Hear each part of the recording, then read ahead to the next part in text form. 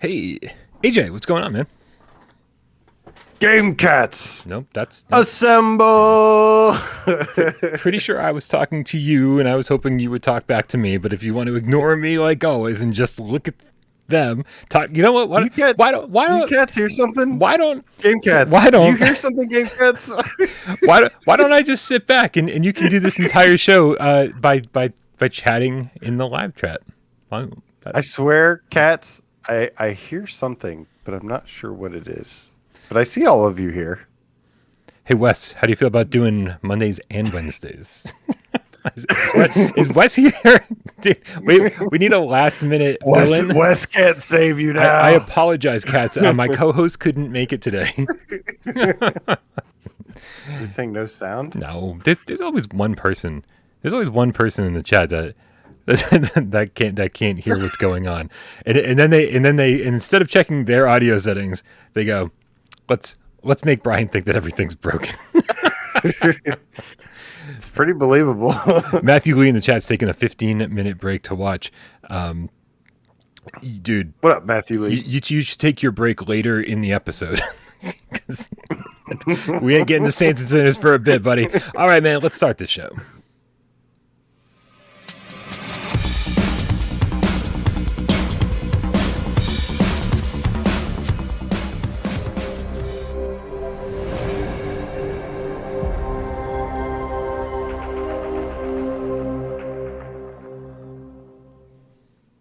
This is PSVR GameScast Live. We film live every single Monday, Wednesday, and Two Wise Friday right here on YouTube, 6 p.m. Eastern. We do it live for your visual pleasure. We also do it on podcast services of your choice for your oral pleasure.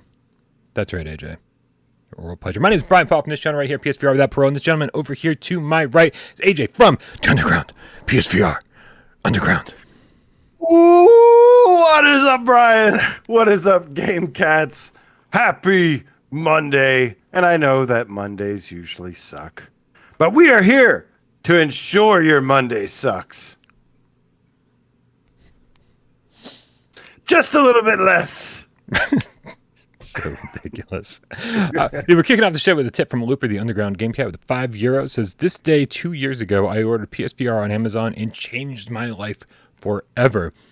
Nice. Wow, 2 years ago. Man, you had a lot of catching up to do. That's amazing. That's you know, AJ. I think 2 years, I think a 2 year lifespan is enough to get all the prime PSVR 1 stuff out of the way. That's enough time to get all that stuff. The must play stuff. 2 years is enough time. Yeah.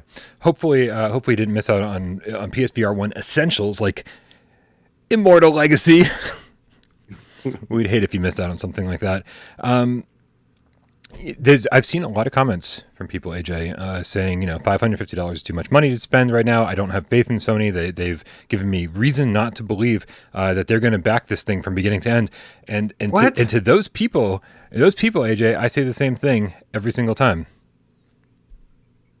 Fucking wait. Suck it. What? I know. Wait. Like, what? Why would I want them to spend their money and then be disappointed? What the fuck do I care, man? No. What do I care? Here's the thing.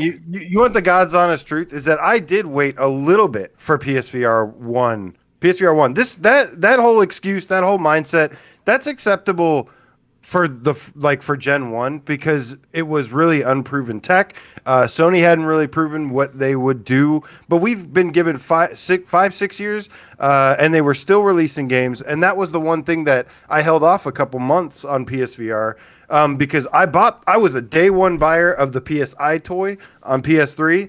And over time, we got some good games for it, like Resident Evil, Umbrella Chronicles, Killzone 3, Resistance 3. But other than that, I felt pretty burned by it, especially at buying it at launch. Yeah. So I waited a couple months, and then they were like Farpoint, Skyrim, Resident Evil 7. I was like, oh, they're supporting this thing. I'm jumping in, and I jumped in right away. So I have no worry about the support. Maybe it's not going to live up to everybody's expectations, yep. but I think I've got the right mindset of what to expect, and I'm really, really excited. And I know it's going to have the best games of any VR platform out there. I will take that to the grave, baby. Yeah. I mean, and that's great, but there's people out there who are like mad at me, being like, "Why the fuck would I spend money on this?" And I'm like, "Don't be mad at me, man. Like, I don't want you to spend your money on it unless you are confident that you're going to be happy with your purchase. Like, don't waste your fucking money. Wait, like the smart thing to do if you're even a little bit nervous about this is to hold off." Right, play it safe and save your money. There's nothing wrong with that. There's nothing. I used to wait a year or two for consoles for the price to go down to always get the second gen or the V2 model, and for the library to build, and then for games to get discounted. There's nothing wrong with that. And yeah, it's weird that people would take that personal for you sharing your own opinion, and they take it like a personal attack on them. That's that's on them, really. Dude, that's not your problem. I am here. I am here to share my enthusiasm for PSVR2. If you don't share that enthusiasm, do you know how many other millions of YouTube channels don't cover PSVR2? Like, those are the ones. Not only that, but there's also there's plenty of clickbaity, negative. Just if you just need some negativity, there will always be 10 times more of those than what we have here. So yeah, go enjoy your hate train. Man Bear, we're running the hype trade. Man Bear Pig Gamecat the $2 tip says, Brian, how's your back? Please, PSVR2 is around the corner. Yes, it is. It's like less than 100 days away. I've got a counter going somewhere. I think it's like 94 days. 4. Yeah. 94. Very cool. We need to just have like a countdown on the screen all the time. My back is okay. After Friday's GAMESCAST, it got miraculously better for a few hours. And then I had a very active weekend, and I kind of made it worse. Like, a lot worse. But it was worth it, I promise. And in this amazing back cream that Josh recommended showed up today, and like, oh my God, like within minutes, that shit felt better. So thank you very much. I appreciate everyone's concern. Just getting old, I guess, and I need to learn not to sit all day. Red Rover, the effing Gamecat with the $10 tip says, Skyrim? Did somebody say Skyrim? Dargans! I backed away from the mic. I don't know if that was helpful or not, or if everyone just fucking has bleeding ears now, but I do apologize. Excellent. Guys, thank you so much for all your support. Of course, we can't do this without you. You're keeping the lights on as dim as they are. It's just how I prefer them. I got to keep it dark in here because I'm a vampire. AJ, as much as we like to thank people who are supporting this channel financially, but there's a whole other group of people that we like to thank every single Monday. I'm caffeinated, isn't there? That's right, Brian. Cue the jazz music.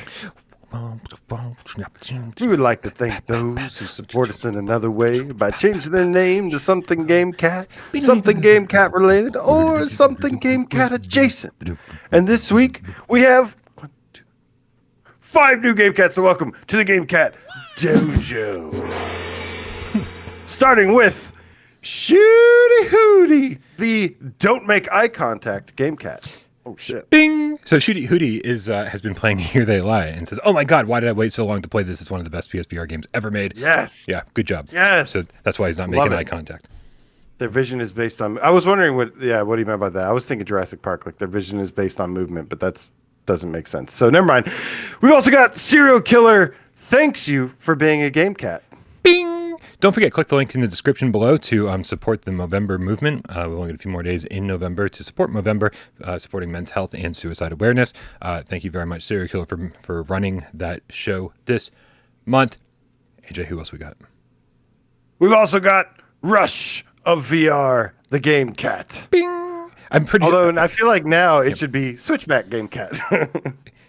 Yeah, I feel like Switchback just doesn't have the same oomph to it that Rush of VR does. So I fully endorse this name. Fully. Yeah, you're right. Fully endorse this. Fully. Wes, what are you doing, man? I asked you to show up like literally 20 minutes ago. I don't know where you've been. If you're just showing up, Brian, then you don't get the joke. Look, Mom, I'm on TV and I'm a Gamecat. Bing! Hi, Mom. I always like that username. Look, Mom, I'm on TV, and it's awesome that he added "and I'm a Gamecat" to it. Good stuff. That's probably the best one I've seen in a while. But last but certainly not least, we've got Drippy, the wandering Gamecat. Bing. Man, I love Drippy. I hope that's the Ni no Kuni reference that I think it is. I'm one of the few people in the world that talks about Ni no Kuni weekly, even though I haven't played it in years. Also, just as strange. I pulled out my PSP last night because I tried to play Final Fantasy Duodecim emulated, and I couldn't. Like, it just wouldn't start. It would just crash the emulator. And so I pulled out my PSP last night to play an actual PSP. Holy crap, dude, thing holds up. Other than having like an analog nub, this thing still looks fucking beautiful, man. I love my PSP. Good stuff. AJ, how do people get their names shouted out every Monday while I remove these from the screen? So easy, guys. Just make sure you change your Google name, which is tied to your YouTube name, to something GameCat related, or something GameCat adjacent, and you will get a shout out on next week's show. Bing. Thank you for your support. I love how many game name changes we're getting lately. I love it, man. Absolutely, lots of new people joining the Gamecat Dojo. A lot of new cats. A lot of new people in our Discord as well, guys. If you're not familiar with the channel, we have this awesome Discord server where conversations like this happen pretty much 24/7. So feel free to click the link in the description below. People DM me all the time and message me everywhere saying, "Hey, how do I join your Discord?" Which means you don't watch this show, because the link's in the description below. All you have to do is click that and come hang out with us. And that is a great place, by the way, to leave your viewer takeover questions. You can always ask them in the chat. Like Double Brewski here in the chat with a $2 tip says, "I don't like cats. I'm more of a game dog." Woof. We've got game shrimp. We've got game owls, cat shrimp, game owls, Yep. game dogs, game wolves. Yep. You can be whatever you want. That's right. We don't discriminate here. We like all sorts of game animals. Game animals. This kind of ran together. We like gay animals too, but game animals is what I was trying to say. We love game animals. But if you want to make sure that your question gets read on the show, the best place to leave that question is over on our Discord. There's a viewer takeover channel, and just like Josh76 did tonight with his question, right? Are you still laughing about game animals? I know. I'm like 5 years old. I can't help it. It's fine, man. It's fine. I've only got a few years on you, man. I don't think I've ever matured past like 15. Josh76 over on our Discord asks, what distinction do you make that defines what is an experience and what is a game? Do you think we get a lot of experience? Do you think we'll get a lot of experiences on PSVR2, and were experiences mostly front-loaded on PSVR, meaning most of them came out earlier on than later on? We have to kind of figure these out, what makes a game an experience and what makes it a game a lot lately, especially because we play 20 questions, and that's very frequently one of the questions. And then every so often we pause and go, I don't know what you would call this. Maybe it's more of a game than whatever. So what do you think? What defines a VR experience to you, AJ? Well, it's usually short, not very involved, and usually just kind of makes you go ooh ah for it's supposed to. What its intention is to make you go ooh ah for 5 minutes, and then you kind of move on. You experience it once, and then that's it. And yeah, I've gone on the record that I'm not the biggest fan of experiences, because I think games typically can provide a much better experience within itself. And yeah, how about you? I think length is a big part of it. I also think that, yeah, I don't know, man, because what was the what's the one that you're sitting on the alien planet with eating marshmallows with the robot? Oh, damn it! Now you screwed me up. Now that I've asked, nobody knows the answer. The one good experience. Yeah, it really is one good. of the few. And I know that we give it seconds, and everybody in the chat will tell us what it is. Yeah, but why can't I remember? Bonfire. Thank you, Orsic. Yeah, Bonfire is great, and because my first thought was, maybe it won't be, maybe they're not terribly interactive, and I think at one point in time I would have said experiences are less interactive, like there's not a lot of gameplay mechanics, and I do think Bonfire was incredibly interactive, but as far as like there was no gameplay loop, there were no gameplay mechanics. It was just all touching and grabbing interactions. Yeah, but I think length is the first thing I would go to. I just don't know how to I think everything would have to be looked at individually. I don't think you could be like, well, this thing's under an hour, it's going to be called an experience, because Right. I'm sure that there's going to be games that are an hour long that are really gamey from start to finish.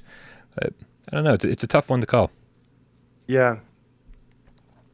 It's usually, like I said, but short is something that you think of when it comes to an experience. Yeah. There's only been a couple good ones. I think like when we look at the PlayStation VR Worlds Yep. disc, I don't look at like some of those I look at as games, some of those I look at experiences. Obviously, Ocean Descent to me is like an experience where it just kind of lowers you into the deep water, deep ocean, and it's an amazing experience. Actually, it's one of the first things I ever played on VR and was so perfect.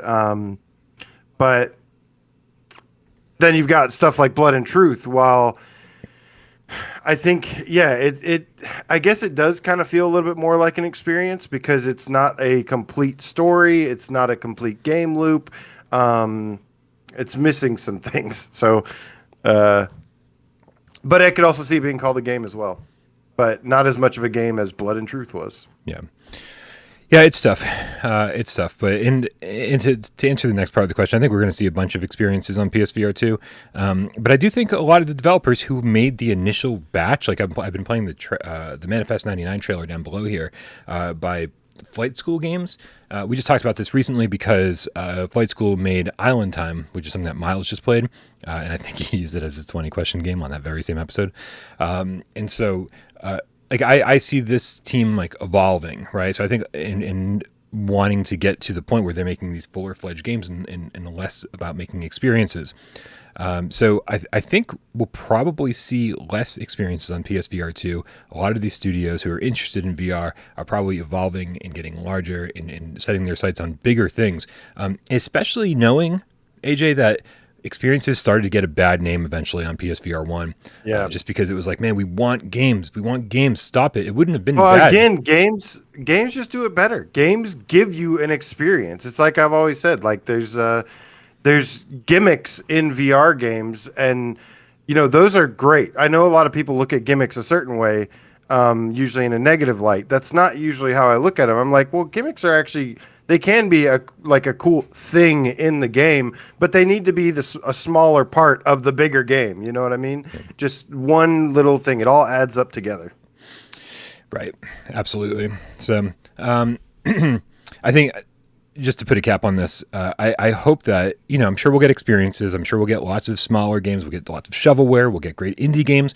But the hope, of course, is that there's more balance in the PSVR 2 during the PSVR 2 lifespan, because the problem was that we weren't getting enough AAA, we weren't getting enough AAA single A games. The wait for those were really, really few and far between, or the wait was really long in between those games, and so it felt worse whenever we got an experience. It was hard to appreciate it because you're like, oh, another experience, and it wasn't the game's fault, it wasn't the experience's fault. It was the fact that there's just so many of them, and there wasn't enough of those other games to balance it out. So I think that there'll be plenty of experiences this time around. I also think there's going to be plenty of other games to balance it out a little bit better this time. Yeah. All right, man. Well, we've got a tip here from Waleed is now a game cat, specifically a white tiger. See, white tiger, type of cat, but still, White Tiger. Canadian $2 tip says, choo choo. I disagree with the low sales estimate, which I think is the perfect segue to bring us right into our secondary news story today. And that's that analysts predict that PSVR 2 is expected to sell 3.6 million headsets in 2 years. This comes from a website called Xputer, which I had not heard of before, but it does reference the analysts who predict this. So, that's the important part. AJ, let's read through this article and just get all the facts out there before we start talking about it. You want me to read it? Yeah, let's do it, man. All right. In an industry like gaming, technological advancements are an everyday thing. Newer, more efficient technology takes the place of less shiny gadgets. That is what everyone expected to happen when virtual reality first became a thing, but that hasn't been the case. Many still project that VR headsets will be the future of the industry, but their rise has been a bit slow. A lot of factors like the price point and only a few AAA games have contributed to this. However, that does not mean that virtual reality is not selling well. Headsets like the Oculus Quest and PSVR have been gaining traction for a long time. With the release of PSVR2 imminent, the market share of virtual reality will only increase. A research company has predicted how many units the headset will sell, and the results are good. Let's see here. PSVR 2 will sell 3.6 million headsets within 2 years of its release, according to a prediction. Technological research and advisory group Omdia is responsible for conducting this study, and the PlayStation VR headset will sell more than its predecessor, according to this research. PSVR sold 3 million headsets within its first 2 years of release, so PSVR 2's numbers are an improvement if the headset sells according to the predictions. It will have an expected attach rate of 7% among PlayStation 5 owners. Even though it's not a huge increase, Sony has complete confidence in the product. AJ, how crazy is it to you that these analysts predict, and I always kind of snicker a little bit at analysts because it's like, I mean, there's so many factors here that it's almost impossible to consider all of them when making these predictions. It's like, I don't even know how you'd begin, right? Because I do think we're in a completely new place. We've got this, we're going to call it a consumer affordable console headset, but it's also like top of the line, right? Really, that's never been the case before. We've never had one of those before. We've never had a top of the line consumer affordable headset that's going to be playing AAA games for your console. When PSVR 1 came out, it was kind of like on the back of outdated technology. And so it was almost like you sort of understood when people were like, oh, there's a lot going on here. This light tracking isn't, always on point. And I'm having trouble with these move controllers. There's no analog sticks. There was a lot of elements where you could go, yeah, I can kind of see why people wouldn't be getting on board right now. But this is like new territory. We've never seen anything like this. So I find it kind of crazy to believe that based on whatever data they have, they're assuming that there's only going to be 600,000 more PSVR 2s sold than PSVR 1s in the same time period. Yeah, like they said that at first. They said the 3.6, and first of all, hats off to them, beanie off to them for at least just throwing a number out there. Whoa. We're not going to make this a thing. Speculative research. We're not going to make beanie off to them a thing. Okay, that's what you're talking about. We made Bork a thing. a tip of the beanie to you, sir.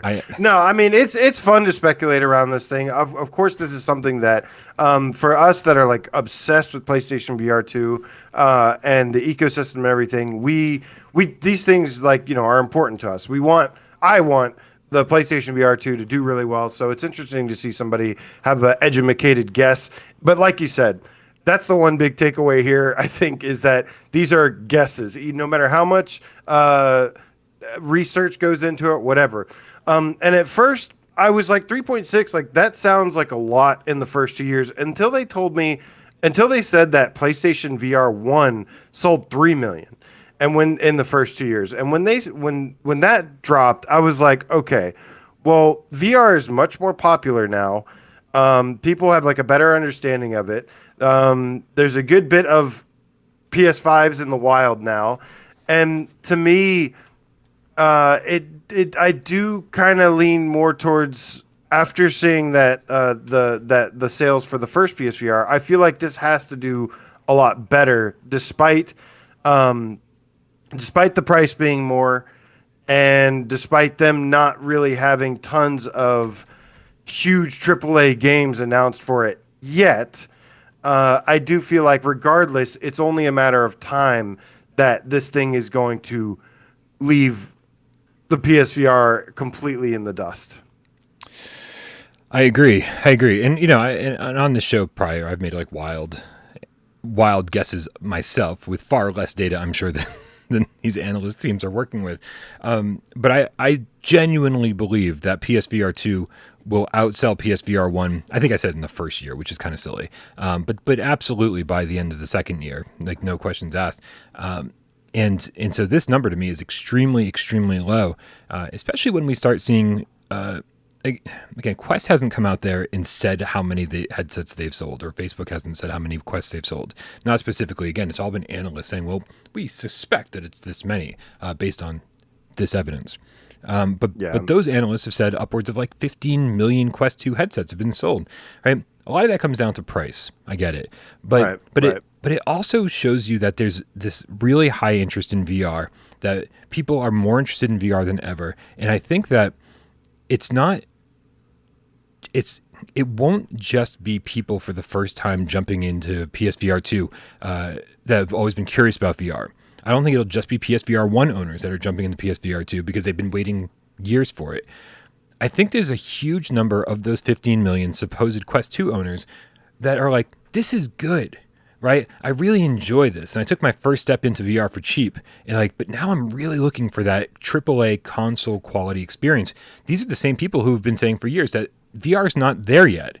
And so when we say, well, VR is there over here, I see a lot of those people jumping ship and going, this is what I've been looking for. This is really crazy how well they've managed to make this work.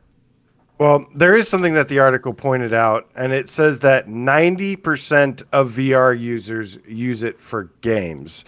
That is what they get the most playtime out of. And that's the thing. I think that's where you and I have kind of clashed with a lot of other people that cover VR, because we've always just focused on the games, and that is a much larger ecosystem than what is, when it comes to just wondering what the tech is, the stuff about the tech. All that stuff is important as well, but we've been over here just like waiting for the day where, our VR experience is in line with console quality gaming, and that's what this headset can potentially deliver to us. Yeah, I absolutely agree. So what numbers are you, if, again, you don't have a ton of data, like we just kind of have anecdotal evidence and, our community and how many people in our community have said they're going to buy one. And we've seen polls from people outside of our community based on the small amount of data that we have. Like, what are you expecting? Like, when do you think this number is even remotely close to what we'll see happen? Well, I think it could be, especially at the way that they're marketing it right now, which is not marketing it. And, it's relying on right now, they're very much relying on the existing VR user base and then the people that have been waiting for Sony to release a new headset. That's basically the two big people they're focused on right now. But I really feel like at some point, there's got to be some bigger game releases, and I feel like that's all it takes. All it takes is a Gran Turismo, a Half-Life Alyx, a Grand Theft Auto, something that the 100 million, 110 million PlayStation 4 users, something that they loved, and bring it to VR. And I think that's enough to get them. It's like Hitman. Even even though like Hitman brought a lot of people into VR that I know that were big fans of the series, and they didn't really know about anything about VR until Hitman came out. And then because it's that popular IP, that famous IP that they know and love, it's like, oh, here's a new way to experience it. And so I think once that starts to happen more regularly, then I think it's going to absolutely explode. But we're not exactly, we're on the edge of that right now. We've got Resident Evil Village. We've got this Horizon game, and then those are like names that people know, and more stuff like that is going to really shoot the needle up, I think. Yeah.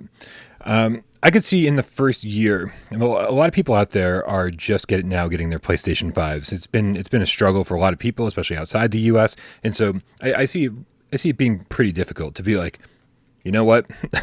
I'm going to buy a PS5 and a PSVR2 this holiday season, right? That's over $1,000 right there, and not even counting games. So I totally see how maybe year 2, like holiday 2023, could be PSVR2's time to shine. And I honestly think that Sony's thinking the same thing. Like, we talked for a long time saying they should have gotten this headset out and the enthusiasts could buy it early, knowing full well there wouldn't be a whole lot of games early on, and that they're coming down the line. We just want it in our hands. We just want to own it. But I kind of think that's what they're doing now, right? It's like I think that they are fucking laser focused on selling PlayStation 5s this holiday season. That has been their goal for the last 2 years, selling PlayStation 5s. I've heard it from top to bottom. Everybody I've talked to that knows what's happening inside Sony, that's what their focus is, selling PlayStation 5s. Because without PS5s, there's no point in selling a PSVR 2. Like, you need the console. You need the console to sell in order for PSVR 2 to be successful. So I think they're laser focused on PS5 this holiday season. And then, dude, I think we're going to just have a barrage of PSVR 2 stuff. I don't know if we're going to see it, this month or December, but definitely when they get out of the holiday season, or they get out of the holiday mode that they get in, late January and right before launch. I think we're going to see a lot this year. I got a couple thoughts on this. It's similar to the strategy they had before selling PSVR 2. What did they do? They waited for more PS5s to go out into the wild. Probably a similar situation with a lot of the big games. Let the PSVR 2 install base grow and grow, get big enough to where you can actually release some huge titles, and then actually have a successful attach rate to it, or at least make a decent amount of sales. And I think that's probably what they're waiting for. I think the pandemic pushed everything back a good 2 years, and you're starting to see people showing off pictures left and right. People are sending me pictures saying, "Hey, look, I'm at Walmart. There's PS5s on the shelves. Like, is this real life right now?" And yeah, I mean, we've been a little, I think the pandemic threw a big wrench into the PlayStation's like whole everything, and it'll be interesting to see if some of their strategy from right now as well. This is getting way into the weeds, but I just want to throw it out there. That I'm almost curious if they're kind of doing like a check of like getting this for data purposes, seeing how many they can sell, how many people register, sign up, seeing what it's like, just like a cold pre-order opening. There's no big showcase. There's no big, there hasn't been anyway. There hasn't been a big showcase. Right. Now they have kind of like a barometer to like check now what are the sales going to look like after they do a showcase. And I almost like wonder if they're doing this just for data, because they're sick and twisted. But yeah, that was my long rant about all this. Yeah, I think it's going to be fine. I don't think we've got Scott Travis in the chat saying, "Well, we have to worry about scalpers again." I mean, the fact is, dude. I mean, most pre-orders have already started, and it doesn't seem like they're hard to find right now. The big question is what's happening in those 7 territories that Sony Direct is taking care of. We haven't seen Amazon open their pre-orders, or GameStop, or anyone else. So those are the only places that I'm concerned about right now, because everyone else managed to get theirs through Direct or through normal retailers. So we'll see what happens. There's a lot of people who didn't get their email invite. So I don't think even Sony knows how well this thing is going to sell quite yet. But yeah, I don't think we have to worry about scalpers this time around. The ones on eBay that they're trying to sell for $1,000 don't seem to be selling, which is good. People are smart and paying attention, saying, "Oh, these things are actually available." So be patient. Don't give in to the scalpers. If you don't give in to the scalpers, then there'll be no scalpers, which is the fucking best advice I've ever given. There's going to be some scalpers regardless, but as long as they're not dominating like they did with the PS5, then it's not going to be a problem. And I think they're doing their best to go around that this time. AJ, to wrap up this conversation, Josh Cat with $5 tip says, "I tend not to disagree with analysts, but without seeing their data, it's hard to infer one way or the other. Great games is the key that will move headsets." And I do think, AJ, this is as the person who has to take the brunt of everyone's anger all the time, when it comes to PSVR 2. I published that video with like over 70 PSVR 2 games that are coming our way, right? Knowing full well that most of them are like, announcements from indie studios being like, hey, we're making our game for PSVR 2, and that Sony hasn't really dropped bomb after bomb after bomb like we know they're going to eventually, right? And so a lot of people are unhappy with what they're seeing right now. And I've got to say that even with what we know so far, even though we know, like we're expecting Village to be a launch title, Call of the Mountain to be a launch title because it's packed in the box with the headset. Switchback will be a launch title, and then there's just a slew of other games that look exciting, and most of them will be there for launch. Around 20 games, right? And we don't even know the full lineup. This is one of the best launch lineups I've ever seen for any console, never mind an accessory, and the best VR launch lineup there's ever been for any headset. And so I do take issue with people that are already complaining about the launch lineup, even though we don't know what it is. The shit we know about already is better than anything else we've ever gotten. Yeah, I mean, even if this is, I am hoping for, a couple more surprises, obviously. But even if this was the launch lineup, I mean, I have a lot of stuff to play. Brian, guess what? You can buy a PSVR 2 and you will have PSVR 2 games without even spending any more money. It's true. You will have No Man's Sky, you'll have After the Fall, you'll have Zenith, you could probably have Swordsman, you might have Saints and Sinners Chapter 1. Pistol Whip. So it's nice that there is a little bit of a benefit like that as well. But I can understand from the outside looking in, you're not going to see that, right? Outside looking in, you don't know what Pistol Whip is. You don't know what, Beat Saber and Half-Life Alyx, basically. Right. But that's what I'm saying, though. At some point, all it takes is just one big name drop to move the needle, a big burst. This happened with PSVR 1. Every time there was, when No Man's Sky was announced, there was a big surge in PSVRs. When Iron Man VR was announced, like that thing sold a lot of headsets. Yeah. And so all it takes is a couple of those, and every time they do that, it's a huge boost in sales. 100% agreed. And that's what, dude, the tech is great. We know the tech is great. Everyone who's used the headset has agreed the tech is awesome. And so now it's all about the games. There's enough games announced right now to get the hardcore PSVR fans excited, and that's us, right? But it's like always, it's going to take not just there's no one IP out there that's going to sell 10 million headsets, right? Grand Theft Auto, I think GTA 5 VR with Grand Theft Online would likely sell 1 million or 2 units, like right there. But there's no one IP. And so it's going to be IP after IP after IP after IP. And that's where hybrid games are going to come into play. And that's where Sony first party is going to come into play. I think we're going to see a lot of hybrid games. And if you don't think that like the new Twisted Metal game that's rumored to be in development and the new Wipeout game that's rumored to be in development are all going to be hybrid games and they're going to look stunning on PSVR 2, then you're out of your fucking mind. You're crazy. You're crazy. Because you are. Well, I don't want to think that Twisted Metal is going to have VR because I don't want my heart broken. Like I want to just go in that, like, because that would be like a dream come true. That'd be like if Jet Moto got VR, man. Like, really, Wes, if you're available Mondays, Genetic Blasphemy, the Chrome Colossus with the $2 tip says 100%. Brian Paul, I am already tapping the brakes. It's huge. Yeah, it's absolutely huge.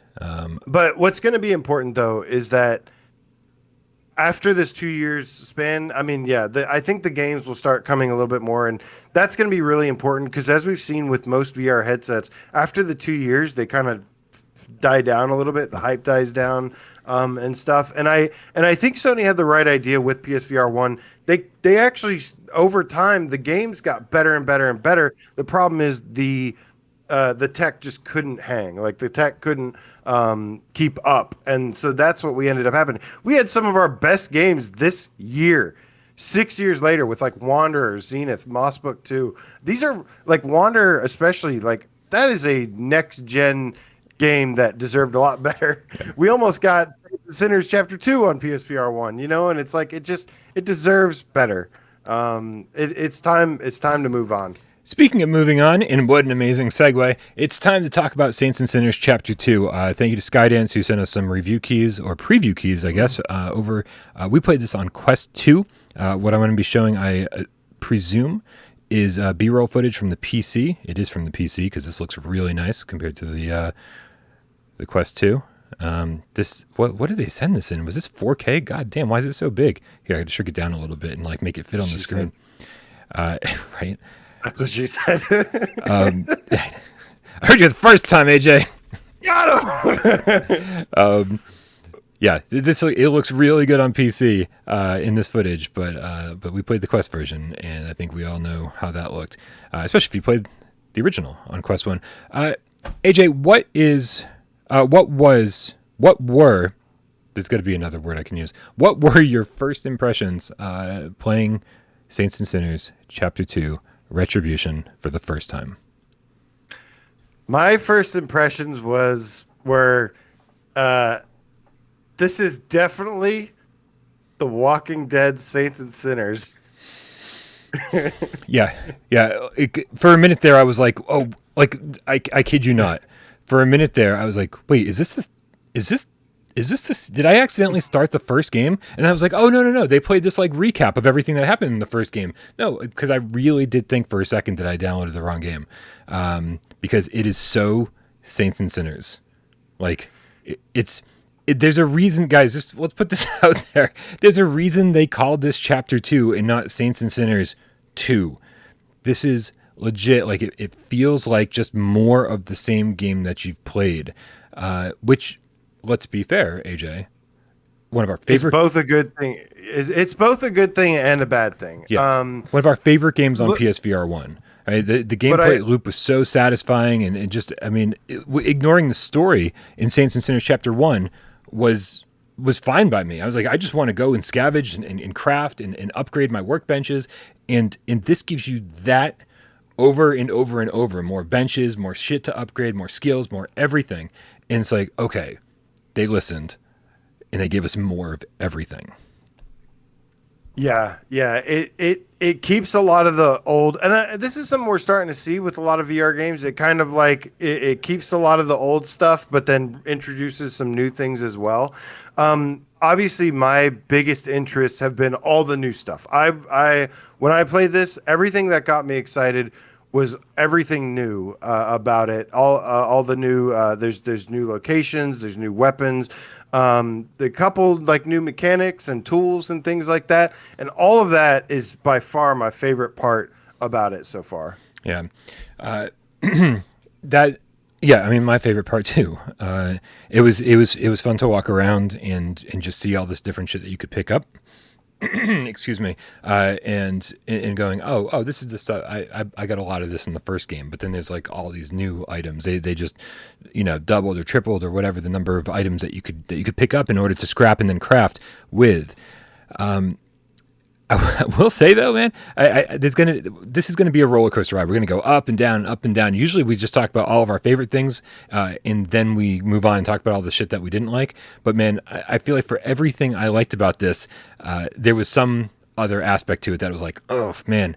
And the first thing I want to say is that I can't wait for eye tracking. I really hope Skydance is out there taking full advantage of PSVR 2, because when there's 3 things in front of you in Saints and Sinners Chapter 2 Retribution, and you reach out and you try to grab one, you're going to pick up the wrong one, right? Or at least I did. I picked up the wrong thing all the time. Whenever there was multiple items, I picked up the wrong one. And there is a system where you kind of like point to the thing that you want, and like the circle gets bigger, but somehow I would screw that up frequently. And if they're able to implement eye tracking just to say, oh, you wanted to pick that up? Perfect. Then, that's one less little hurdle you have to deal with in the game. But that's just it's these games that I love that are starting to go, you know what, it's starting to show VR's age and things that we need changed in VR. But that was just a random rant that I had when I was walking around picking shit up. Yeah, I don't think I really had an issue grabbing stuff, to be honest with you. I think this is the thing, as I was a little worried at first because I now understand why they have the name the way it is, because I was like, why don't you just call it Saints and Sinners 2? And it is definitely, I mean, it leaves off, It's got it has you at the graveyard again, at the reserve again, and like the first the first bit of the game, I'm sitting there and I'm going from the graveyard to the reserve and back, and I'm like, this is the same thing. Like, what? This is too much of the same thing. That's the thing. There is, to me, there is a lot, but at the end of the day, I think what hurt the experience for me a little bit was actually partly being on the quest. You're getting a graphical downgrade, and here's the thing: is like I thought Chapter 1 was pretty almost exact, almost identical. The Quest 2 and the PSVR 1 version. I played both of them. And I thought that they were actually really identical. I could hardly, besides a couple little things, I thought that they were like exactly the same. And this one definitely, it almost felt like it looked worse than the first game, which was kind of weird.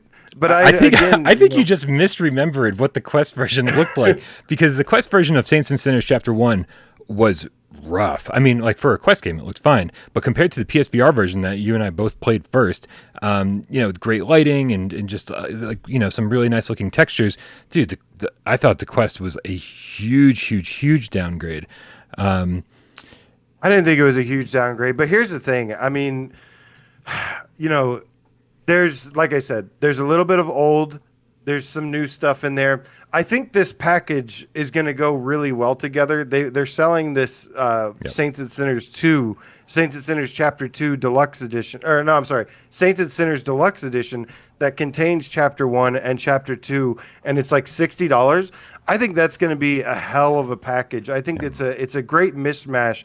And I think it was smart of them to not be super misleading, like, oh, this is a brand new sequel that's like way different. We're taking things to the next level here, and there are things that are a little bit more next level. Like I said, there's some weapons. I know a lot of people. I see a lot of people asking about the chainsaw. I'll get to that in a second, but yeah, and we should also preface all this by saying, by the way, the version we played was an earlier build. Oh yeah. So it's hard to kind of talk about some of the technical issues I've faced, because I've had a lot of technical issues. I'm 5 hours into the game. I should be a lot further than that, but because of the technical issues. But again, playing an early build, it happens sometimes, so it can't really judge it for that. Right. I think the disadvantage this game has is that Saints and Sinners was pretty much a perfect game. I mean, it was the closest thing to perfect that I've played in VR. And so the bar, Skydance has set a really, really high bar for themselves.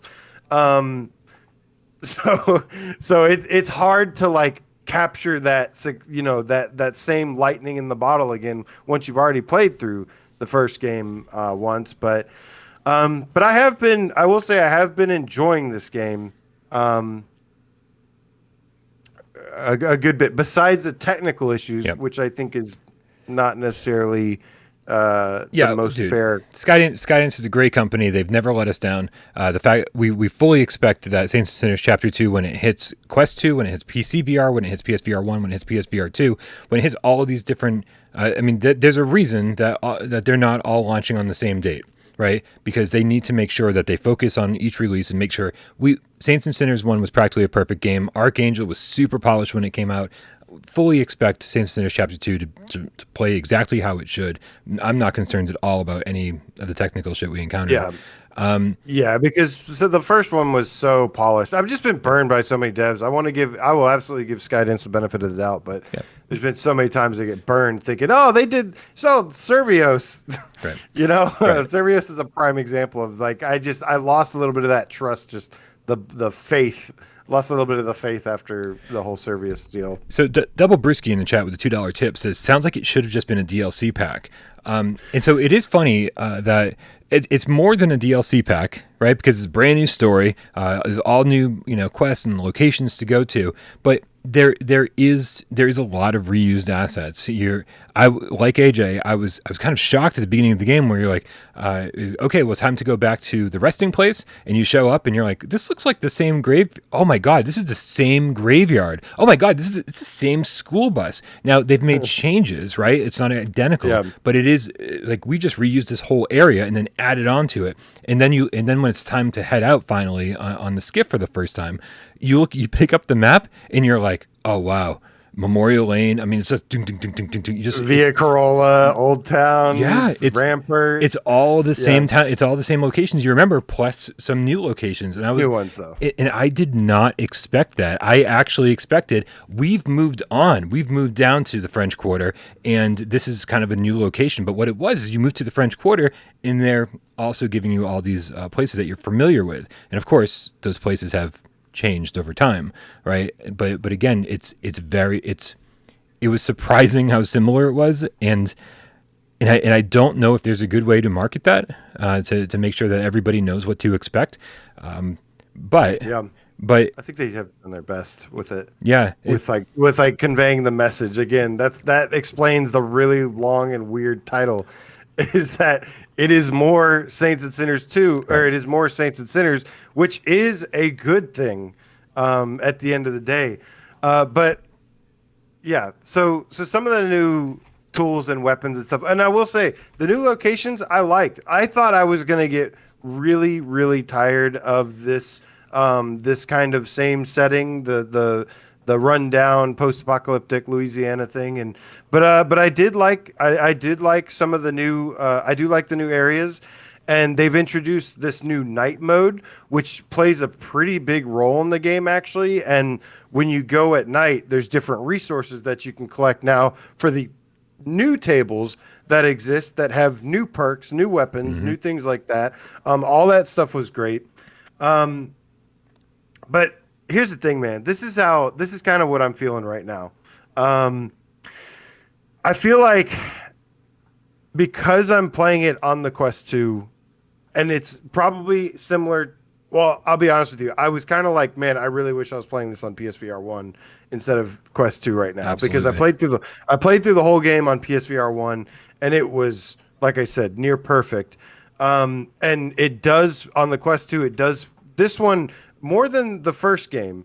This one, I definitely noticed the drop in quality. They had to make a lot of sacrifices to get this running on the Quest 2, no doubt.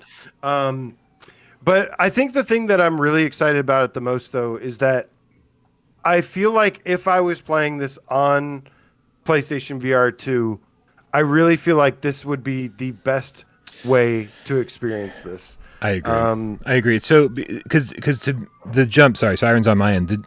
The jump that we're going to get from PSVR 1 to PSVR 2 is going to be monumental. It's going to be the PC VR version, maxed out settings, basically, right? And so that alone, I think, a lot of Sirens on my end. That alone is going to make it feel like more of a sequel, right? The upgraded visuals, like that's what we're looking for. And so I honestly think, like, and I hate saying this because it makes me sound like a graphics whore or whatever, but man, I just didn't really enjoy my time playing this today. I've got a few hours into it, like maybe 3.5, 4 hours, and I didn't enjoy my time as much as I wanted to, and a lot of it was just because, I mean, I know they're zombies, and they're supposed to be kind of dumb, right? But man, the AI is non-existent on the Quest. It's just not there, right? And this is one of the many AI things. was the only difference in the first game I noticed between the PSVR. Dude, we need to get your eyes checked. You need to play this shit back to back because like there is a substantial. I thought I did. There's a substantial jump from Quest 2 to PSVR 1, and then Wes, who's played the PC version, has said that it's that same substantial jump from PC. You know why? Because when I played it on Quest, I played Aftershock. Yeah. And you're running around with a purple flashlight, a UV flashlight. So maybe that like hid a lot of the stuff. But no, I do remember a little bit of a graphical bump. But yeah, I mean the game looks gorgeous on PSVR. Yeah. It's funny. It's funny because Chips Geek Out was giving me a hard time in the comments the other day saying a good game's a good game no matter what console it's on, no matter what headset it's on. And I was like, yeah, but dude, on PSVR 2, this game's going to be so much better. Fuck, on PSVR 1, this game's going to be so much better. Honestly, I don't recommend playing it on the Quest. This game's coming out, I think, December 1st on Quest. If you're at all interested if you have a PSVR 1 or if you're at all interested in PSVR 2, dude, just wait.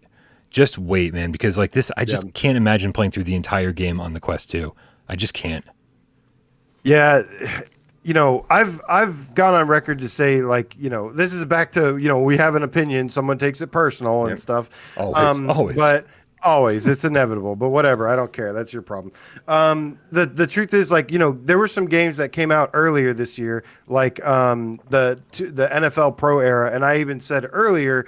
I said when that came out, I said, look, I wouldn't buy this on PSVR. I would buy the Quest version if you're interested in this. This is definitely the opposite for me. This game is too high quality. And you remember like how a lot of PCVR games were downgraded on PSVR? Mm-hmm. Like this is a similar thing. That's what's happening with it on the Quest. It's like they've had to cut so much and make so many big sacrifices that it is not the best way you can experience this game.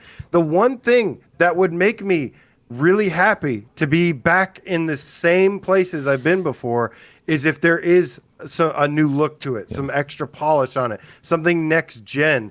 That is something that I felt like I was missing when playing it on this version. Was that like, oh, this is like a downgrade from the first game? It feels like I want to, if I play a sequel or a continuation, or a chapter 2, whatever you want to call it, I want it to be better in every single way, or better in any way possible. So it was weird. This was the only version we had available to play, so to be able to preview it, but. Anakin says, why is the PSVR 1 version coming out later than the Quest? Because in a couple months, no one's going to care about the Quest. So they need to make money while people still buy Quest games. And there's the PSVR 1 market's so small that I don't think a few months is really going to make much of a difference for the people who are holding out for PSVR 2. It is really small. Well, there's one thing. Okay, here we go, guys. Here we go. So this is the question on everybody's mind. How is the chainsaw? And we're not going to go too deep into it because, like we said, this is an early build. There's some kinks to get worked out. Yeah. But let me just tell you, man, when I first saw the chainsaw in the preview, I don't know if this happened. Well, okay, you haven't used the chainsaw yet. In the preview, I saw the chainsaw and I was like, that doesn't look like a chainsaw. Like that looks a little bit, I mean, it does, but it looks small, right? I don't know if anybody else thought this, but when I saw the first preview of the chainsaw, I was like, that's a kind of a small chainsaw. And I hate it when games do that. Listen, sizes and everything, AJ. Motion of the ocean and all that. Oh, well, the good news is that when I got the chainsaw in the game, that sucker is chainsaw size. Like it is a nice, big, heavy chainsaw. And the mechanics that they have demonstrated, like I said, there's some technical things they need to work out with it. But holy God almighty, the chainsaw is absolutely incredible. And the way you can, I mean, I sat there, the way this thing dynamically slices, I have footage of this. I should have gotten some, but we're not allowed to show the chainsaw. You're already talking about the chainsaw far more than you're supposed to. Nobody told me anything. Except for me on the phone earlier saying, don't talk about the chainsaw, AJ. And you're like, listen, let me talk about the chainsaw because Brian doesn't fucking matter.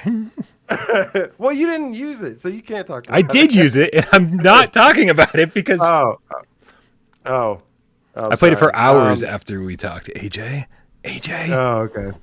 So this has been a really good conversation about Saints and Sinners Chapter 2 Retribution. And we'll finish out with Jay Meow's $5 tip. Says, I love the idea of it being like DLC, less time between sequels. I would have liked environmental differences, though, like snow or more rot. I wonder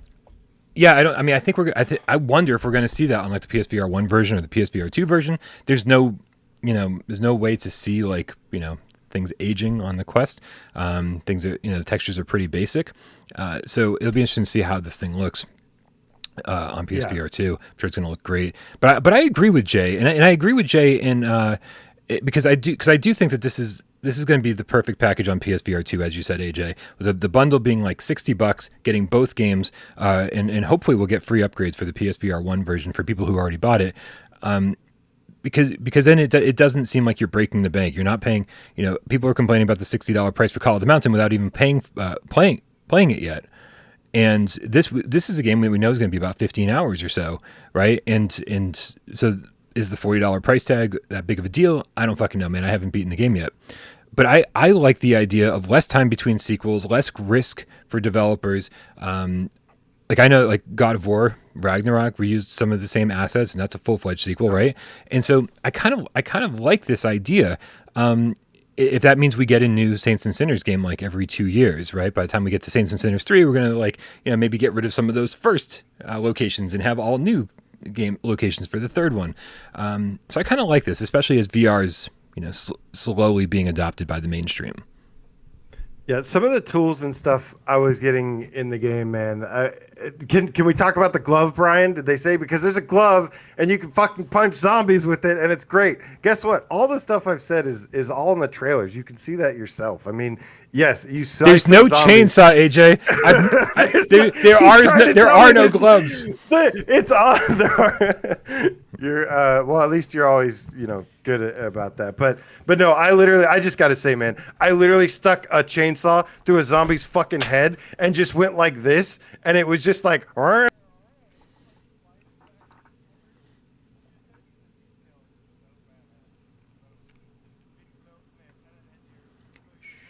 tell him.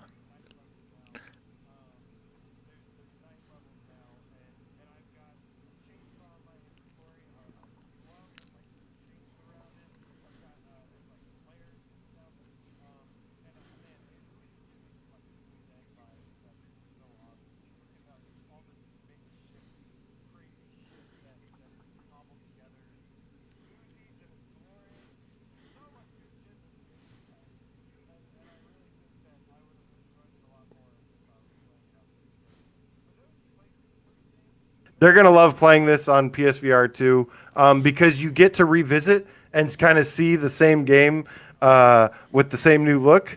And then, but then there's also new stuff as well. So to me, that'll be great. Is Brian censoring me?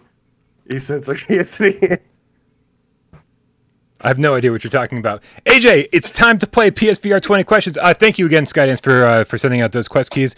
We're very, very excited to play the PSVR 2 version. And of course, now that we've sort of set our expectations and we know what to expect, I think by the time we get the PSVR 2 version, it's going to be fucking...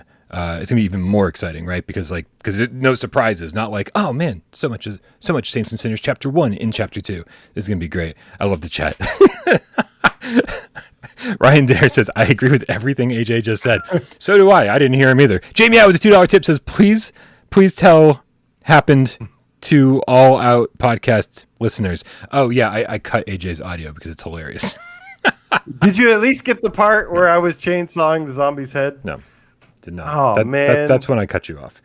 All right, man. But here's the worst part of this. We're gonna crash when I try to switch over to our timer. So let's do our best because this is gonna. I guarantee you we're gonna crash because this guy didn't send like 4K footage. What are you doing to me, guys? So it's time to play 20 questions, and I am the host of 20 questions. This is gonna take just 1 second, and I really hope we don't crash while we're doing this. There's so much more. We should have allocated more time for Saints and Sinners 2. I want to talk about it more. I already chopped out one news story for you. I'm sorry that it wasn't enough. The Axeman seems really cool. He seems like a really, really good character. Some of the characters seem much better than the first one. There's still some bland characters as well, but there's a couple new ones that are pretty good. Have you encountered you haven't encountered him yet, right? You just saw him like as I have encountered him. I'm not going to say anything though. Okay. I'm not going to say anything. Okay. That's where I draw the line. It's story I draw the line. Okay. But I will say he seems like an awesome character in the game, an awesome villain. I actually really, really like him. He's pretty badass. Nice. All right, guys, if we do crash, I promise we'll be back in just 1 second. This just always seems to happen whenever I switch this. But AJ, Are you ready to play PSVR 20 questions? I'm ready. All right, I'm the host. We're going to crash, but like I'm just pretending like we're not going to. I'm the host. That means I've got a PSVR game in my head, and AJ and everybody in the chat, you've got 20 yes or no questions to figure out what game that is. Here we go. On your mark, get set. Fingers crossed. Oh, go. Oh my God, it worked. Is it a horror game? No, it's not. Does it use the moves? Yes, it does. Moves. Did it come out within the last 2 years? Yes. Yes, it did. Ooh, within the last 2 years. That narrows it down, right? A little bit. Yeah. Let's see here. Has this developer made other PSVR games? Probably not. No, they haven't. Not other PSVR games. Let's see. I don't remember last year at all. That's not good. Okay, so it can't be. Okay. Is it an action game? No. No. No, that's not 5. An action game. Is there shooting in this? Like, is it a shooter? Let me say. No. No. Is there combat? No. No combat. Why would you pick such a terrible game? Oh God, please don't be Baby Hands. It's because I don't like you, AJ. Oh God. I thought that was made abundantly clear. Oh man. This better not be Baby Hands. You play as a baby. No, you don't play as a baby. Okay. I said 2 years. Did it come out within the last 2 years? He had to really think about it, so I feel like it was maybe last year. We can maybe narrow that down. Did it come out this year? Yes. It came out this year. Okay. It could be Star Tenders. Do you serve drinks in this game? Yeah, you can serve drinks in this game. Don't you AJ this? That's 10. Oh, nice. So many of you saying Star Tenders. Wow. Let's see one more here. Is there a basketball game with upside down gravity in this? Yeah, that's definitely a thing. Yep. Is it Star Tenders? It is Star Tenders. It came out very, very recently, in fact. So I just pretended like I didn't know. It came out September 28th this year. You tried to AJ the fuck out of it, and you failed. I did not try to AJ the fuck out of it. I answered everything honestly. You totally... No, you... That's not what AJing is. Even AJ doesn't know what AJing the game is. Yep. I think I know. Yep. Okay, I think I know. Yeah, no, good job. And Star Tenders, unfortunately, one of the many casualties of timing over here on the channel. I didn't ever get a chance to review it. There's a couple other games that came out around the same time that I haven't had a chance to review. Things, as you know, got a little bit unexpectedly chaotic for reasons we don't need to talk about right now. But I do plan on getting back on the review horse soon. I'd love to review Star Tenders. I'd love to review the other games that came out around this time, and of course, plenty of games I haven't reviewed yet. I was talking about Abduction because I don't know if you know this, AJ, if you play Walkabout Mini Golf. There's a new Myst course on Walkabout Mini Golf, and playing through the Myst course alone made me want to play Abduction, despite the fact that it's, blurry and teleportation only. So I think we do have this sort of downtime when it comes to PSVR stuff, PSVR 1 stuff, and it may be eternal downtime. So while we're waiting for PSVR 2, I'd love to get some reviews out of games that I never got reviews out for. And I think that would be a good way to kind of end out the year. So expect those soon. In order to install Saints and Sinners 2 on the Quest, I had to uninstall something. You know what that game was? Was it Star Tenders? It was Walkabout. I'm sorry. Oh. I needed room. Walkabout, no, but everything else... Isn't Walkabout like 100 megabytes? I think it's a couple gigs. Oh, okay. Yeah, I guess with all the DLC and everything, it's probably getting bigger and bigger. Size matters. That's what she said. She said. AJ, thank you so much for hanging out with me today. Everybody, if you're not already a subscriber to PSVR Underground, make sure you head on over there and give AJ shit on his own channel. So maybe we can share all the negative comments.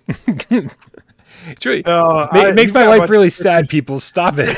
Like, I try so hard to keep everything positive, and you just, like, for whatever reason, I'm like just your whipping boy when it comes to PSVR 2. I'm not happy about the price. Fuck you, Brian. I'm not happy with the launch lineup. Fuck you, Brian. I didn't decide these things. I'm just trying to tell you what they are. That's all I'm doing. Why am I the culprit? Go talk to Jim Ryan. God damn it. It's all Brian's fault.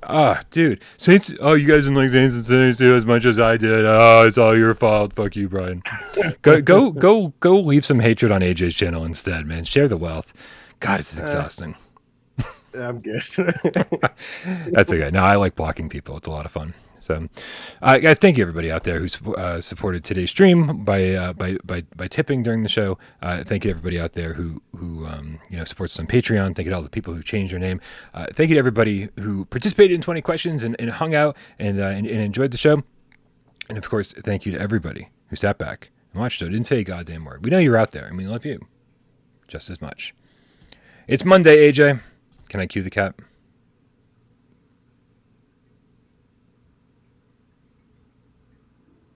Here they come, Brian, because I want to say see y'all on Wednesday to Johnny Boy Dojo. Says he's not the Messiah. He's a very naughty boy. Wait. I don't know what that is, but that was great. Yeah. Mike Kelly VR. Brian, I'm so happy about Brian. Yay! He says, hack the game. I did this to myself. I did this to myself, Brian. AJ. Why do I talk? Wait. GC says, wait, is that why I don't get messages? Looked at blocked notifications. Kramer 3K, then on VR, Gamecat, GTDU, Dan Kiefer, good to see you. Man, Bear, Pig, Gamecat. I told you he was real. He says, poor Brian to PSVR2 ambassador. Poor Brian, the PSVR2 ambassador. Oh, I love it. I love it. Stike Gamer, the VRF Gamecat says, stream froze. Gotcha. Haha. No one worth mentioning says, thanks for the show, y'all. Catch y'all later. Thank you. A perky game. A perky Gamecat. Oh my God. A perky Gamecat. I can't do that. Says, I'm new. Block me. Kilocell 777 forever. It's Kilocell, baby. Bob Zarkoff, the Underground Gamecat Elite Name Squad in the house. Says Jim B. Ryan Paul. Huh? Conspiracy theory? George Bobby Rossi says Monty Python for the win. Oh, yeah. Anakin. Move Master Mick throwing shapes as always. Frost the Behemoth Game Cat or the Behemoth Cat. He says I have a chainsaw you can borrow if you need it. What I was saying when Brian blocked me was.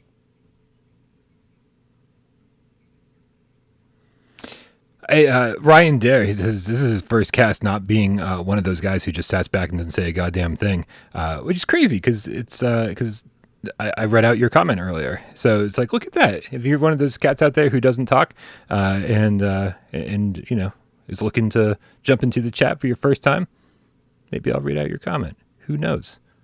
Who knows? You see, and here's the real funny thing is that AJ wanted to make it sound like I cut him off. Right. But what happens is he just stopped talking. He's talking right now, but I turned off his mic because I think it's funny that he wanted everyone to think he got cut off. And then I turned off his microphone because that's funny. And he's still talking. He's still talking. Yep. Say goodbye to everybody, AJ. Bye-bye, everybody. Good night, everyone. We love you all.